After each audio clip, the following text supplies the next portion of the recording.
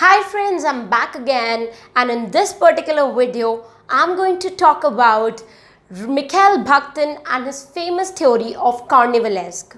Mikhael Bhaktin is a very famous Russian critic, very closely associated to structuralist school of thought, and he has given a lot of theories and concepts like dialogism, heteroglossia, carnivalesque. But then in this particular video, I'm going to restrict myself to the discussion of carnivalesque.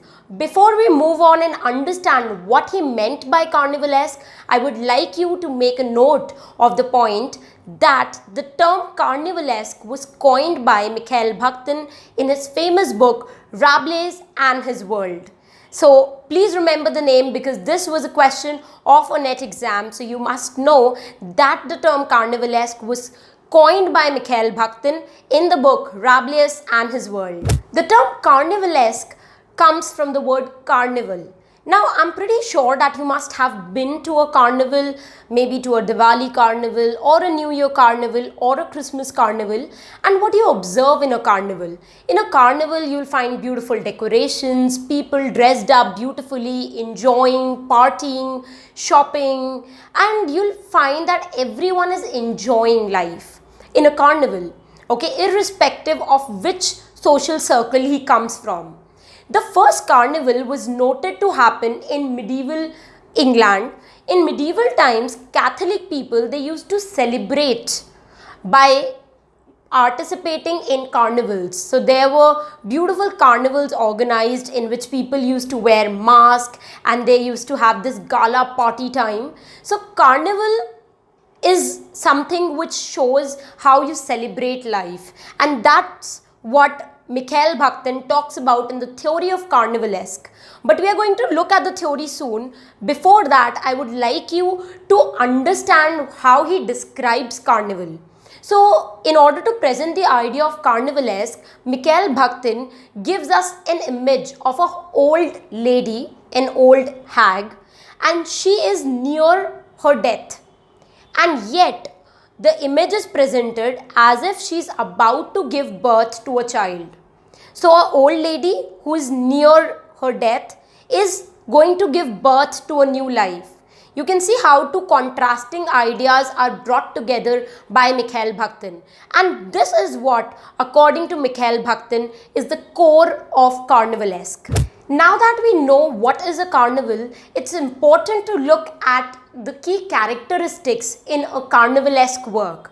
According to Mikhael Bhaktin, a novel or a work can be classified as carnivalesque if the novel has the following features. The first important feature of a carnivalesque work is reversal of hierarchies. We all know that we live in a society where there is a social hierarchy. On top we have the kings, at the bottom we have untouchables. Now, if you look at the medieval carnivals in which the Catholic people used to participate, you will be amazed to find that in such carnivals, the clowns, they used to dress up as kings and the kings used to dress up as clowns. So, there was an inversion of the social hierarchy. So, this reversal of social hierarchy is the key characteristics of a carnivalesque work. According to Mikhael Bhaktin, all the social hierarchies, be it low and high, be it perfection, imperfection, lightness, darkness, all these are reversed. So the inferior is going to get supreme for the time being. For example, imperfections is going to be celebrated in any carnivalesque work. Rather than celebrating the everyday perfection, everyday light, you are going to celebrate darkness. You are going to celebrate madness rather than celebrating sanity. This is the main thing related to carnivalesque. The second important characteristics of a carnivalesque work is eccentric behavior. If you look at any novel which belongs to the classification of carnivalesque, you'll find that the novels are filled with humor and chaos. The characters, they are going to do activities which are unacceptable by the society. Eccentric behavior means when you are indulging yourself in a behavior which is not socially acceptable. The third key characteristic of a Carnivalesque work is that it is going to follow a non-linear pattern of narration. If you look at any story, any novel, most of the novels are written in a chronological order. They follow a linear pattern. One event is going to lead to another event, and there's a chain which goes on. You can make sense out of that novel when you're reading it from page 1 till page 50. Whereas a Carnivalesque novel is going to follow a non-linear pattern of narrative. That means the story is having disjointed events, and it is going to tell you events in such a fashion that you cannot jot down them in one particular way. That's the main thing which makes Carnivalesque work different from normal day-to-day writing. And Carnivalesque is very much connected to the postmodern writing, because if you look at the postmodern novels of William Golding and writers like Samuel Beckett, you'll find that all of them, they follow a non-linear, disjointed plot, and that's what we find even in Carnivalesque.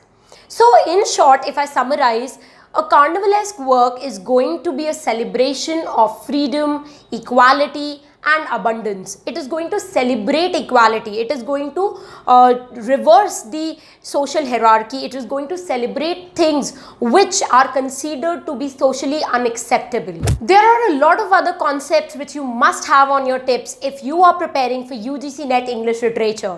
The concepts such as dialogism, heteroglossia are very important from NET point of view. And so is the concept of Carnivalesque. There was a beautiful question that was asked from Carnivalesque in the previous years. Let's have a look at the questions. So with that note, I would like to take your leave. We are going to meet very soon in the next video lecture. But before you close this window, make sure that you've subscribed to the channel so that you're notified every time I post a video. Do like and share this video with your friends and people who are struggling with UGC NET preparation. You can also go to my website arpitakarwa.com and check out the online course we are giving exclusively to the UGC NET aspirants. That's it for this video lecture. We are going to meet very soon in the next video. Till the time we meet next, happy learning, keep loving literature, and stay tuned to arpitakarwa.com.